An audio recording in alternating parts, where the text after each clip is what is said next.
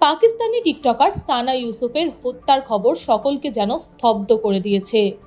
মাত্র 17 বছর বয়সী এই তরুণী সোশ্যাল মিডিয়ায় নিজের পরিচয় গড়ে তুলেছিলেন।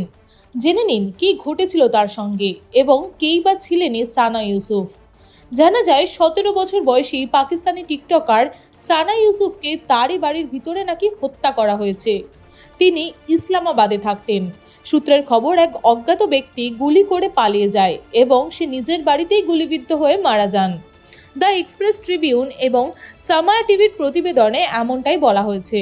ঘটনাটি ঘটেছে সুম্বল থানার আওতাধীন এলাকায়। সেখানে সানা ইউসুফ ইসলামাবাদের G13 সেক্টরে থাকতেন।